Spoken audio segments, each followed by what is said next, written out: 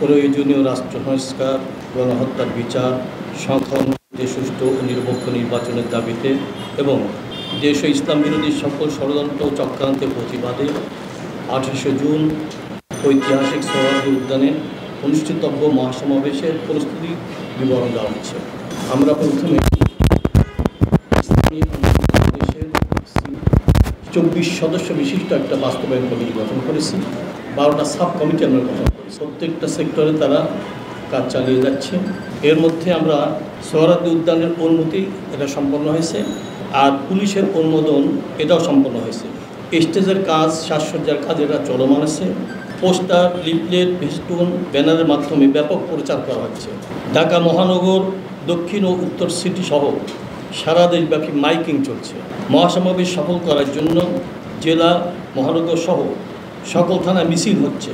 PR পদ্ধতিতে জাতীয় নির্বাচন আয়োজনের পক্ষে যে সকল রাজনৈতিক দল জোরালো দাবি জানিয়েছে, সে সকল দলের শীর্ষ নেতৃবৃন্দকে মহাসমাবেশে উপস্থিত হওয়ার দাওয়াত দেওয়া হচ্ছে ইনশাআল্লাহ। তা আপনাদের সার্বিক সহযোগিতা কামনা করি। তবে দুঃখের বিষয়, আমাদের প্রচার কার্য ব্যাহত করার জন্যে এক শ্রেণীর মানুষ তারা কিন্তু মহাজনে কাজ করছে। মুন্সিগঞ্জ সহ বিভিন্ন জায়গা থেকে খবর আসছে আমাদের যে প্রচার ব্যানার তা ছিঁড়ে ফেলানো হচ্ছে। আমরা দুঃখের সঙ্গে, পরিতাপের সঙ্গে, আফসোসের সঙ্গে বলছি, এত সুন্দর একটা আয়োজন।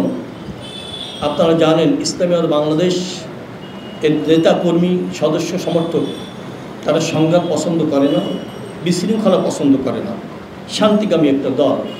তাই সুন্দর একটা আয়োজনকে ব্যাহত করবার জন্যে যারা চেষ্টা করতেছে, আমরা তাদেরকে সতর্ক করতে চাই আপনাদের মাধ্যমে। আর যেহেতু এই মহাসমাবেশ ঘোষণার পর থেকে সারা দেশে একটা উচ্ছ্বাস তৈরি হয়েছে, সর্বমহলে, শুধু আমাদের নয়, ইসলামী বাংলাদেশের নেতাকর্মী, সমর্থক, সদস্য ছাড়াও সর্বস্তরের মানুষ ইনশাআল্লাহ থাকবে এবং জাতীয় নেতৃবৃন্দ সেখানে উপস্থিত থাকবে। তা আপনাদের সহযোগিতা কামনা করি, যেন এই মহাসমাবেশ দেশের একটা আদর্শিক পরিবর্তনের জন্য সহায়ক হয়।